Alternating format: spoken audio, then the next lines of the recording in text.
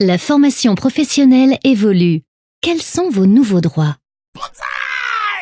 La réforme de la formation professionnelle a été conçue dans le but de simplifier le système de formation, souvent critiqué pour sa complexité.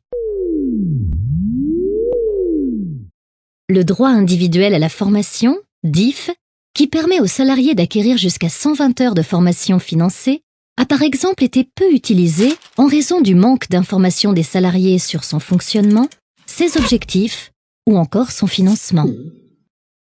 Avec cette réforme, le DIF va être remplacé par le compte personnel de formation, CPF, à partir du 1er janvier 2015. Le CPF concernera les salariés et les demandeurs d'emploi et sera ouvert de leur entrée sur le marché du travail jusqu'à leur retraite. Ainsi, il sera attaché à la personne durant toute sa carrière, contrairement au DIF qui est attaché au contrat de travail et dont on perd le bénéfice quand il se termine. Bye bye. Les salariés pourront acquérir jusqu'à 150 heures de formation sur leur CPF et il pourra être abondé, c'est-à-dire crédité au-delà de cette limite, par des heures offertes, par exemple par les employeurs, ou encore les organismes paritaires collecteurs agréés, OPCA, chargés de financer la formation des salariés. Le financement de la formation professionnelle est également revu à la baisse pour les entreprises de 10 salariés et plus, car elles devront désormais verser à l'OPCA de leur branche une contribution annuelle fixée à 1% de leur masse salariale.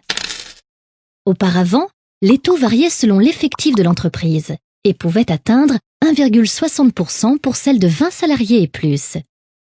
Pour celles de moins de 10 salariés, la contribution reste fixée à 0,55%. Par ailleurs, tous les 2 ans, les employeurs devront réaliser avec chacun de leurs salariés un entretien professionnel afin d'envisager leurs perspectives d'évolution et les formations qui pourraient y contribuer. Enfin, tous les 6 ans, les employeurs devront faire un récapitulatif du parcours professionnel de leurs salariés. Ils devront justifier que durant cette période, ils ont réalisé avec chacun d'eux des entretiens professionnels et que chaque salarié a suivi au moins une formation et bénéficié d'une augmentation de salaire ou d'une évolution de poste. Si ce n'est pas le cas, les employeurs pourront être sanctionnés. Par exemple, les entreprises de plus de 50 salariés seront contraintes d'abonder le CPF des salariés concernés de 100 heures s'ils sont à temps complet et de 130 heures s'ils sont à temps partiel. Les salariés disposeront ainsi de plus d'heures pour réaliser les formations de leur choix. C'est la première fois que dans une loi, il y a un droit à la formation et à l'évolution professionnelle pour tous les salariés.